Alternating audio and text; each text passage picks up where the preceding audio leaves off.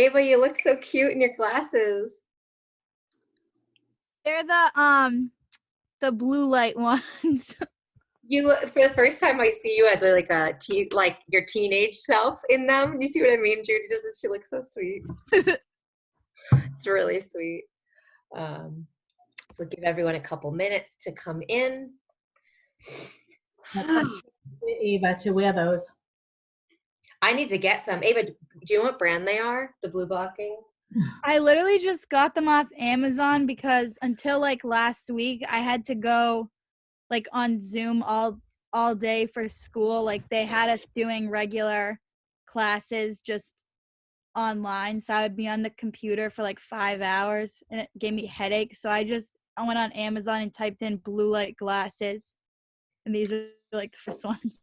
My screen's actually set to blue light. So oh really? My husband came in and changed it earlier, said that I've been running a little anxious. So I was like, thanks. So you have it? Oh my gosh. So anyway. Our loved ones. I know, such reflections of ourselves. My daughter like can be so me sometimes, and I'm like, okay, that's who I am. Good for good. That will change. Yeah, I like it for now. Oh, Jerry Ann, can you hear me? Last time you could not see everybody's face. So can you screen share? Like, let me see if I can figure out. I want to see what you're seeing so we can fix your problem. Can you see us? I'll unmute you. All right, you're unmuted. Can you hear me? Yes, I hear you. Wait, I just, my screen went down. Where did it go? I just need a second. I'm trying to pull the screen up. I want you to be able to see everybody at the gallery view, because when we meet up in groups, especially, I want you to be able to, and also like when I play movies, can you see them? I see your movies. I don't see everybody though. Let's fix that. Can you take a screenshot and text it to me? I'm gonna put my phone number in right now because we're gonna try to help you figure this out before we dive in. Just text me a screenshot. Right. You can even do that? So just grab your phone, take a picture of what your Zoom screen looks like. We're gonna fix this.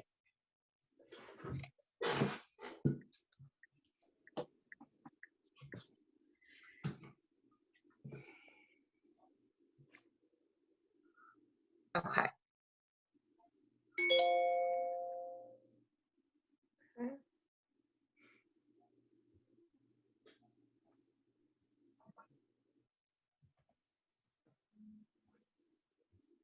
I don't see it yet.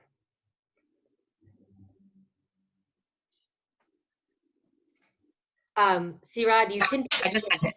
Okay, great. Sirad, you can put the message you just sent me into the group chat if you want, because I think it's a great suggestion. Okay. Okay. And Jerry Ann, I'll see if yours came through. Okay. Oh, look at my silly face. It's a beautiful face. Thank you. It's a very big view of it. So, I really don't see an option for gallery view here. That's interesting. I know. I've been looking all over for it. And is this the app? Did you download the app, or are you streaming it through the website? I think I'm streaming it through the website. Okay, so if you download the app for the next, you'll be able to see everyone if you download the app. Is anyone else streaming through the web, through Zoom.com, or is everybody here on the website? Judy, can you Zoom? Yeah. See gallery view on yours? Yeah. Mm-hmm. Why you can't? Jerry Ann, if you Google Zoom at the top and just write Google Zoom, and then you can click on just the first link that comes up to open Zoom, and then they join a meeting when you open that, and then you put in the meeting code and the password. So I didn't really download it onto my computer. I just go into it every time I have a Zoom meeting. Also, another thing, is she there? Did she go? Okay. Another thing, you can click on where, like on the upper left hand side. I've had that situation where you know, there's no option for gallery, but I know where it's supposed to be, so I just kind of click in that direction and it just like appears. So Wow. just that's kind good. of click the screen in the upper left hand quadrant. And for mine, Try it's that. upper right hand. So if you just Oh, it is? Oh. loom your mouse over the upper right and left quadrants and just see, does it pop up a choice to click gallery view versus speaker view? Because we want you to be able to see the group, and I'm sad you haven't been able to because it's such a sweet group. But I will send you, I took a screenshot the very first call, so maybe I'll take one tonight. I don't know how to, I actually do not know how to take a screenshot on my new computer, so if anybody wants to take one tonight, you are welcome. What kind of computer did you get? It's a random brand called MSI. If I gotten the same kind of Apple, it would have been 3,000, but I got this for 1,700 with 4-year protection plan, and it's very powerful. So I can record these 3-hour videos and have dozens of them. On my old laptop, if I had one, I had to delete every other file that I on the computer. So every time we would meet, it was like complete chaos. So anyways, welcome to everyone that is here. I think we'll have a few more joining, or I think Brittany's, this is going to be the last Wednesday she misses because her teaching schedule will change. So we miss her. Amber, don't worry about rushing while you're driving. Please take your time. And I'm going to just read the note I wrote in the chat box, Amber, since you're not able to see it.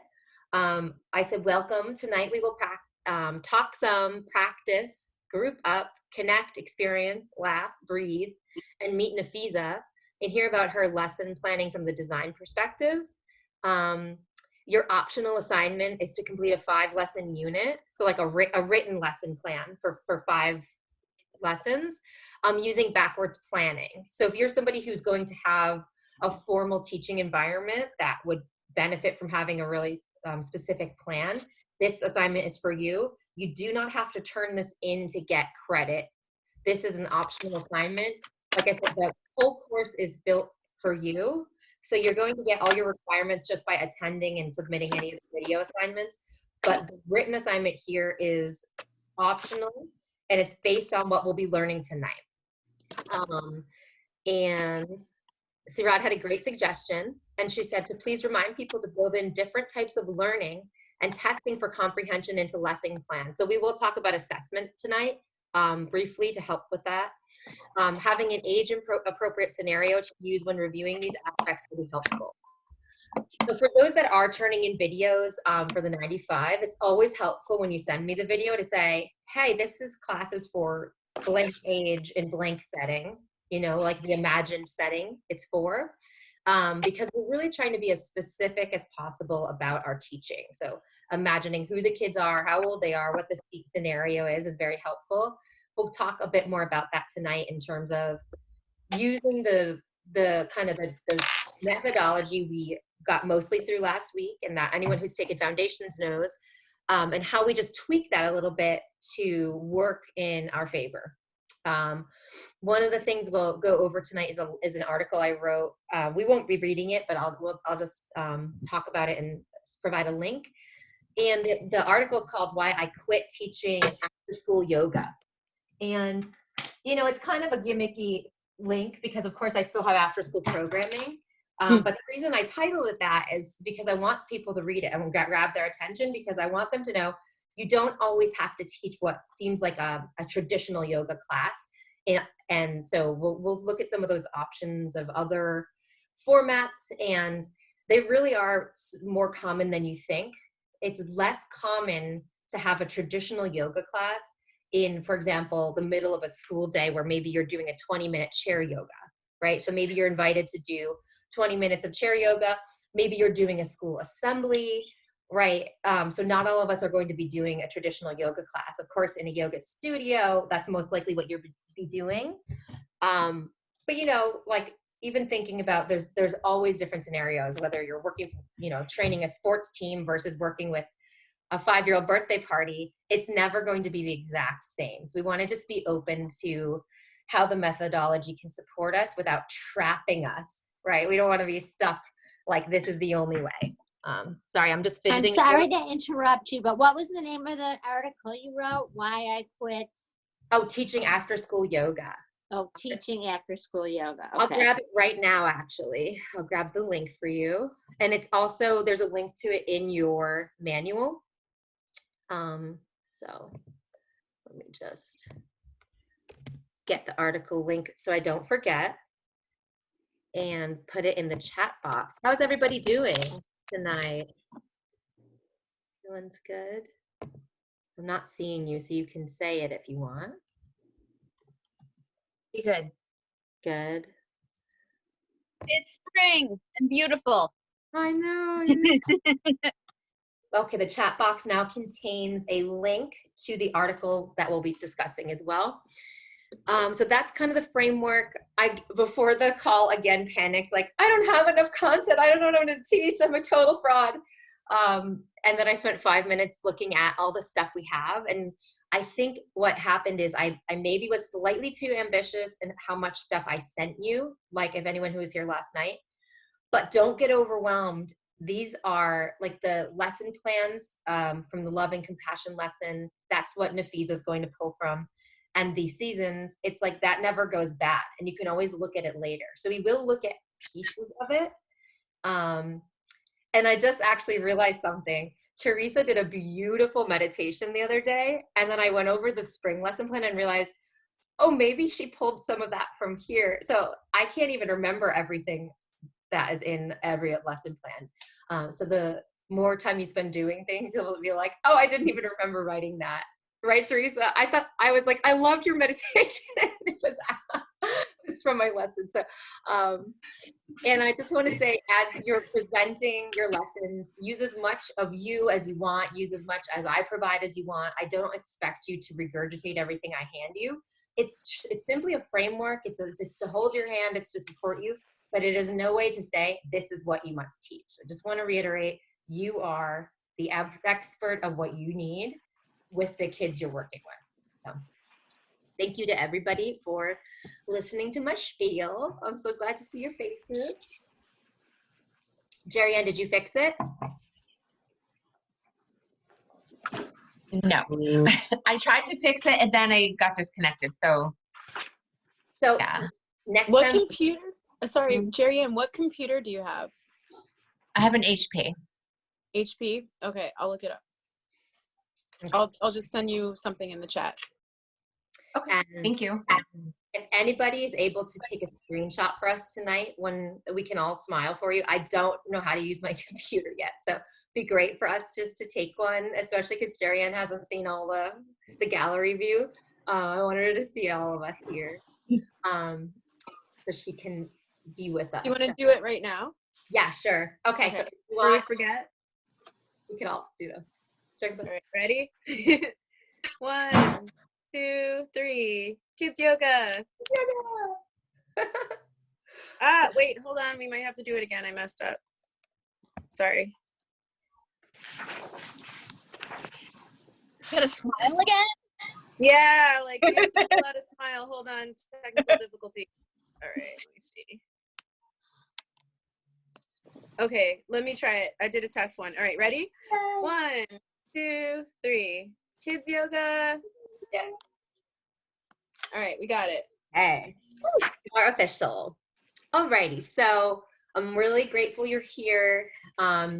It's amazing the more I go through and look at all the different things you can examine in kids yoga, that there really is a lot here. So we'll just go section by section, piece by piece, as slow or quickly as we need. And I have to say, last week, the lesson plan class we did was one of the funnest classes I've had so far in this experience in the 95, because we had so many practical, there's so much practical application that we were doing, and it was really fun. So I'll try to make tonight as much like that as I can. Although, I also want to use tonight to let you guys group up and really get into this topic of like, how would backwards planning impact my teaching? And I do think that there is a lot of merit with that. So we'll try to do some experiential learning again. I thought that made it flow so nicely. And after I got off the call, I have to say I was high with joy, so happy with how just everyone here gives and shows up and participates in such a great way. So It makes a major difference in learning when you do and when you participate and use your body. And of course, we talked about all the learning styles, and then we're kind of applying them and recognizing how much we really take when we do that from something versus if we just sat and we're like, and then we do this. So I do think sometimes we have to stop and just talk about it. But as much as we can bring it to life, I think that's why last week was so successful. So I hope we can have a little bit of that today. So we left off, we were moving through the methodology, and we got to, I think, final poses and games. And so that's kind of where we left off. So we'll pick up there. And one thing I wanted to show you, if you can see, and Amber, you can't see, but I've got this like 12-sided die with yoga poses and yoga pose names on every side. Somebody gave this to me at one of my schools, one of the teachers. She was like, you have to have this. This is one of the main things I do in my after school classes after we've like covered everything I care to cover, because they love it and they really look forward to this as a game. I think we did another inflatable dice game, but the fact of having a dice just makes them think of play. So in one of my groups, the 6-year-old named Rishi would stand on the table and roll it from the table to the floor, and just like all the kids would guess what it was going to be, and you get really excited, and these guys are like bursting with energy. So, but then it lands on, it's called applesauce or downward dog or shavasana, and they go right into that and are willing to transfer that excitement into a moment of peace. So it's really interesting.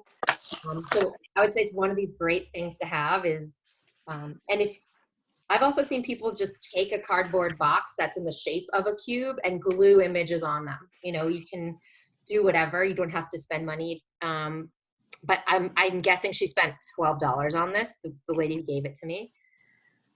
So that final section, after we check in, we're answering the needs, right?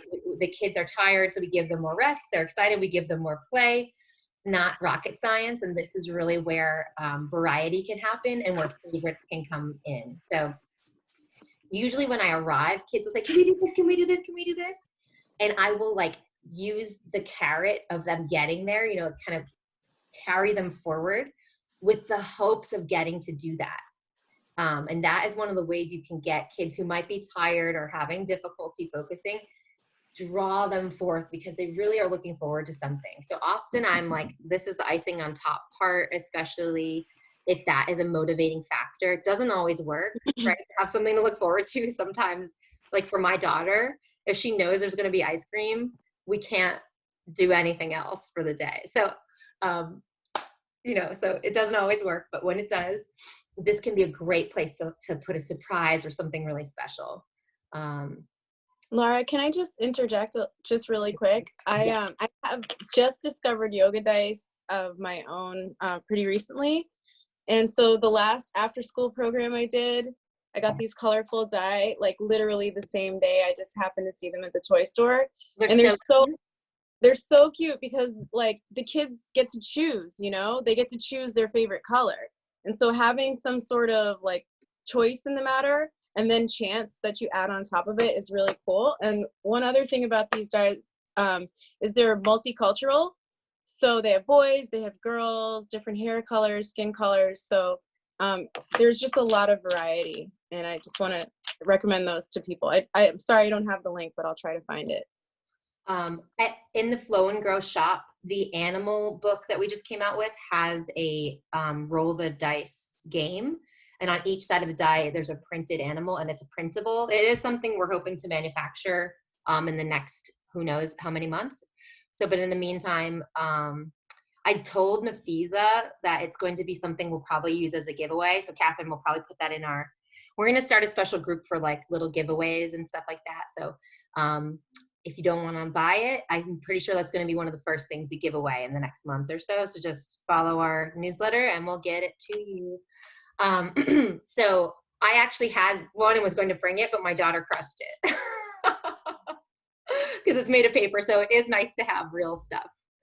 So this section is also a great time to let kids lead each other, partner up, group up. I find that once you've covered material, there's a lot more comfort And we talked last time, like reading and writing kids will want to read the card, and the more kinesthetic kids will show it, and the kinesthetic and visual usually pair together, whereas reading and writing and auditory tend to group together. So it's always interesting to see when you ask them to teach. Somebody will teach with 0 words, and somebody will say, okay, stand up tall and lift your chest, so that's always great to just kind of learn about their learning style when you have an open-ended teach a friend. So that's on page 20 of your manual. And following this section of like final poses and games is the relaxation. And I think that this is something that can be super magical, but doesn't always go perfectly. So I just want you to take the pressure off of your relaxation. It doesn't always have to be Shavasana, first of all. And when we cover like yoga in schools, we'll talk about why we might not use that language. But having kids slow down is sometimes as good as getting them to stop if they're not able to access fully stopping and like letting go.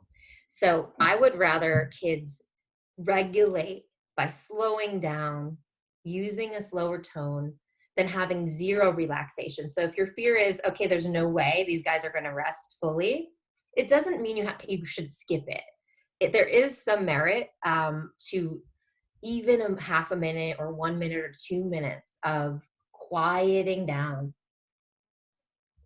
So I just want to say, be gentle with yourself and your students, and in the times that they can and do find the ability to rest deeply, we can shorten our closing ritual if we need to and give them more time to rest. So when we check in after the check-in and center and they're showing signs of needing more rest, it may be possible we can extend this relaxation. So remember, we're giving them no more than 1 minute per year of life. So if they're 5, they might start with just 2 or 3 minutes. But if they're 10 or 12, they get longer. So that is, that's kind of how I see it. And some people will do like wind chimes and ocean sounds. And actually, I was going to read one of the things that I'm providing to you from the spring lesson plan. It's a guided imagery. Which lesson is this? It's from the spring lesson plan for kids that are 11 and up, so the teens and tweens group, but I think it could work with really any age. So I'm just going to read it to you. I invite you, if you prefer to get comfy and like you could sit down and crisscross applesauce or lie down if that feels good. You can have your camera on or off, and I'll just read this to you. It's found on page 6 of the spring lesson plan that you get here. And it's labeled relaxation guided imagery script. So go ahead and get comfortable. Sit or lie down in a comfortable position. Close your eyes if that feels good. Take a deep breath in and slow breath out. Repeat this a few more times, feeling your body sink deeper and deeper into your chair or mat.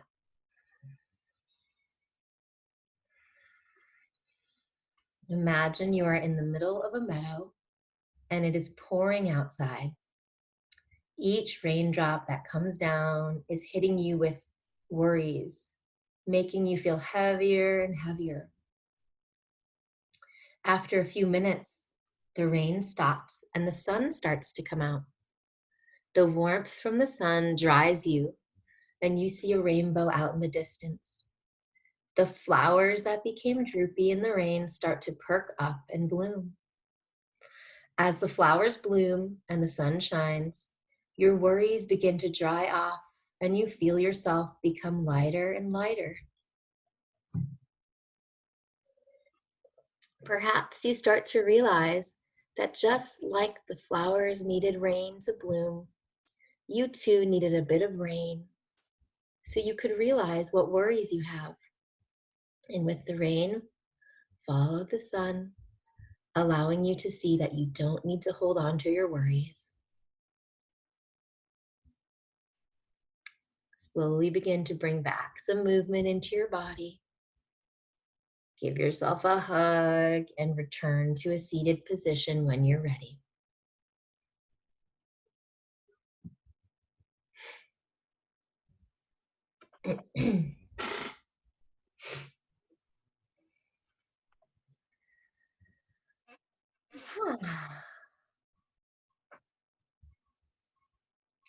Just some notes about the intention there, that we have some awareness around our worries. And I think using imagery from nature can really help us recognize that things are not necessarily good or bad, but that's just the nature, right? The nature of the mind, the nature of the human experience is to have these emotions, and to use that as a way to illustrate our own ability to kind of process emotion and notice. But it's not bad to be sad. It's not bad to be worried. I think a lot of times people have taken my course and I've heard them say, well, when you have negative emotions, and I understand labeling them that, but one of the purposes of meditation and yoga is to be able to sit with and notice emotions with less reactivity. So not that there's something wrong with having that feeling, but just being with that as a, feeling the heaviness in the body. And then again, feeling the lightness. Hi, Amber. And the lightness, also the heavy and light, the practice of Yoga Nidra has us imagine and feel the body as heavy and as light. So some of that is like a dance into something that they will experience in longer form if you go into and offer Yoga Nidras in this area of class. So it's a little bit of a cameo appearance, if you will, of a Yoga Nidra technique. I do think that Sarah Gottfried actually maybe have contributed writing that. I don't know if it was me or her, but Sarah is a social worker and she's done some writing with Flow and Grow. So just want to shout her out in case that one was hers and not mine. I can't remember. Okay, so any feedback before we keep going? Okay. So the relaxation, and then there on page 22, actually we labeled relaxation number 6, and we also labeled closing ritual number 6, but it's actually the 7th. There's 7 kind of elements to the methodology. So the closing ritual is hopefully some part of the class that makes it feel like it's come full circle. So it can be coming back to a theme. It can be saying the same thing each week to close. And when you work with older kids, I like to offer time for them to reflect in some way that will be more permanent. Like, can they journal, or is there some way they can create like a cartoon strip or something that will carry forward with them?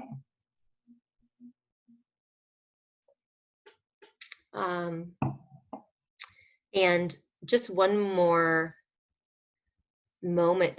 I'll screen share for a second. I'm just going to show you the lesson plan for the fall, one of the fall lesson plans. And where is this? Spring, let me just see. Share. And I pulled it up earlier.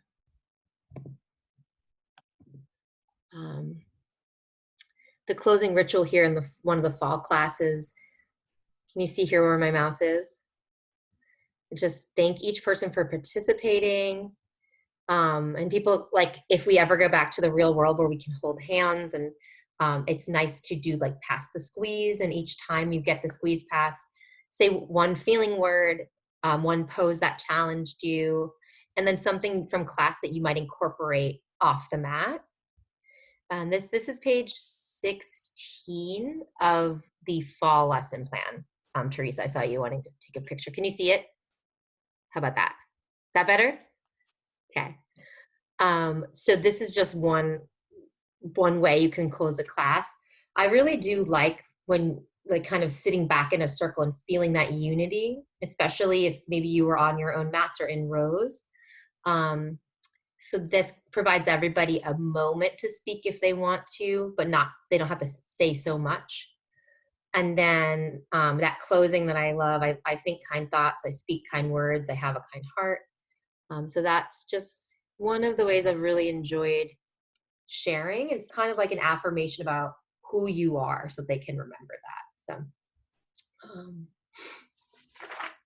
So yeah, that's one of the lessons. I gave you just like a little piece, a little glimpse into 2 of the lessons I provided. But if you want to go over like the whole lesson plans in those at all and look, through the methodology from beginning to end on your own time, you'll see like there might be things you do differently, but you could probably just base classes on those too. So if you find you like writing the lesson plans, go for it. Otherwise, don't have to reinvent the wheel. Okay, I'm gonna take a second just to fill my water glass. When we come back, like less than 1 minute, we're gonna be on page 23 and start talking about backward planning.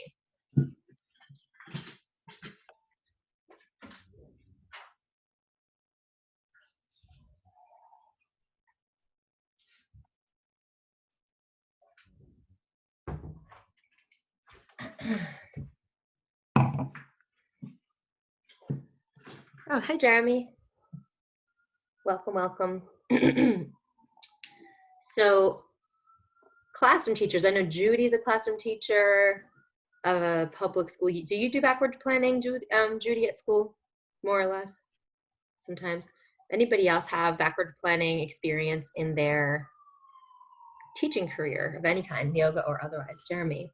Oh yeah, because Jeremy, you teach college levels. I'm sure you have to use a lot of backward planning in your creating your like whole semester from the back, the goals and back. So basically backward planning is when you figure out where you're going first, like what are the desired goals, and then through that, knowing where you want the kids to end up, what skills you want them to have and be able to demonstrate, you can plan to reach those goals, right? So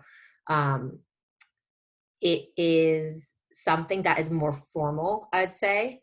Whereas oftentimes you might think of teaching kids yoga and they'll have a breathing experience, but you might not really worry about whether they like have memorized it or can produce it again. This is really hoping, I want them to know how to do the following breaths and know the following poses, names and how to do them with their body kind of thing. So we plan our instruction around those goals, and we were looking for certain evidence for the children to produce those goals. So I think the first class talking about how different kids learn is really going to help us be able to reach goals we may have like this, because it becomes much more concrete of what you will do for lessons to reach those goals, right? So if you want a 3-year-old to learn how to do belly breathing, you won't hand them a 10-page script, right? It's going to be a repeated experience, right? That's pretty obvious. So it doesn't necessarily have to be too far of a reach in terms of, can any of us do backward planning? I think we all can. It's just how important is it to you that you have kids reaching goals? So if you're working in a public school, that's typically the most specific. Like you may have very specific guidelines that you have to try to reach certain milestones and benchmarks throughout the year. So it's very likely. Ava, I wonder if your mom, and we should ask her, does she work at a public school? Yeah, she's in a public school. We should ask her if Lisa is Ava's mom, and she has a public school job where she teaches yoga and mindfulness throughout the school year. So I would wonder, does her district have specific requirements that she has to hit? So she may end up doing backward planning. I've had public school people come to me. I had a public school New York City teacher come to me with her principal and say, hey, can we sit down and talk to you? We really like your content. We've noticed there's really no content that's vertical. In other words, that's building and building. So here's the basic skill. And from that, we can do this. Like if you can do multiplication, then you can do 3-digit multiplication. So we're like building on these skills. There really isn't much of that out there in the world. So if you're thinking about, I'm good at backward planning and I like lesson planning, there actually could be a huge opportunity in terms of business thinking, because so few people have provided this vertical learning for K through 5 or K through 8, that principals will not spend money on something that I've made because it's really not built necessarily like that. I think some of those goals could be reached through my lesson plans, but if you're somebody who's good at this, there's a completely untapped market of public schools that are looking to buy curriculum, right? So this could, you might start this here as your assignment that you don't have to turn in, it's just for you, but you could actually think about this as a possible way for you to get a return on your investment, create some incredible lesson plans. So what the principal said to me is we would need 30 weeks of lesson planning that builds up for 5 years span, right? Because they are a K through 5 school. So what I'm suggesting we do in this course, or that you do, is just a 5 lesson unit. But I'm trying to give you real world context of what, like, in what setting would we need to do this versus your methodology and maybe just planning one class at a time. And so that's kind of like the picture I'm trying to paint. Is that pretty clear? The difference between, yeah. Okay. So Jeremy, you're the backwards plan. You've had some experience with backwards planning. What's your process when you go about creating a new lesson? What's your process? So usually start with your objectives and going through kind of like what your overall objective is for your student to learn, or for the skill for them to have, and that kind of thing.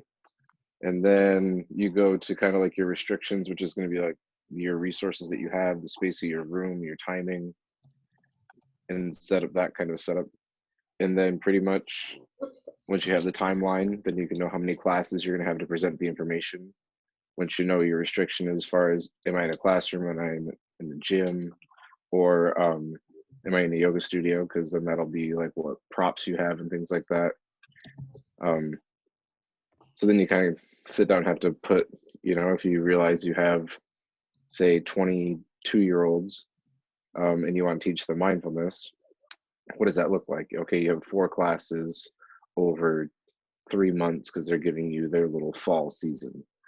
So basically that's what you're gonna have to kind of plan out. And then from there, you just do then smaller goals for each class that are then gonna connect back. So if you want them to have skills for mindfulness at home and in public, you can say that could be your goal. Then each week you would want to say like, okay, how does this week go back to that main course goal? And if it doesn't go back to it, then essentially they teach you that you're wasting your students' time.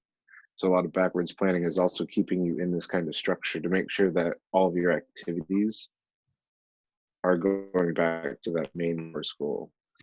So you kind of stepwise learning it. And a lot of times the benefit with backward planning is you're usually given like a contract, or you're given, like you're saying, like a syllabus that you have to follow. So a lot of times when they have those things, they tell you exactly what they're, so planning from that is usually the easier part. Yeah. So I think it's a great point that, like, if you're coming from one of these more structured viewpoints where you have very specific skills you're trying to teach, that things can feel like a waste of time. And so if you like ever interact with school teachers and it's a beautiful day and you're like, why didn't you bring the kids out for extra time? They're really bound by this. So while they do provide a really nice framework, and it really does ensure that we're going to make sure that these skills are met. We're learning these skills based on the objectives, and that there is a demonstration of those skills, right? Each of them has built-in comprehension testing. You can see how being that rigid could provide a lot of learning opportunity, while we could also lose some of that more spontaneous and whimsical aspect. So it is not good or bad. And if you can do most of your teaching within the framework of going towards certain goals and leave time for presence, I think that that's the magic combo. Jeremy's nodding. Yeah. Jeremy, are there any drawbacks to backward planning in certain age groups? From Sarah to everyone.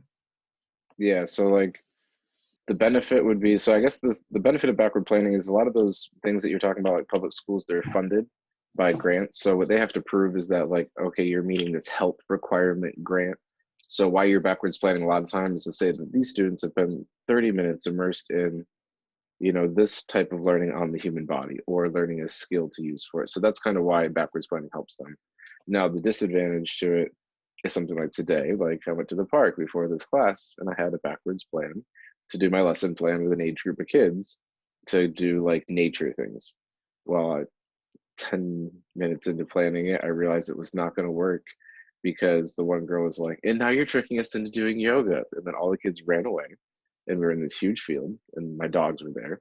And I was like, no. And she's like, yeah. I was like, well, actually, you're doing a really good pose right now because I want you to do girl in a blue shirt pose and you're the only one. So you win. So like, I had like flipped the script on her and then we all ran around and chased each other. And then it was like tug of war. And then we froze into the yoga pose or nature pose. So like, in no way, shape, or form could I even try to record it because the second I told her that we were doing anything, she was like, I don't want to do your class. I know you want to do a class because her and her mom do yoga and she's got kind of a negative connotation. So the drawback in the long and short, even shown to me today because it's the 9 to 12-year-old. Oh, you froze up, Jeremy. Can anybody else hear him? Am I frozen? Hello? Oh no. Uh-oh. Can you guys hear me? Eek.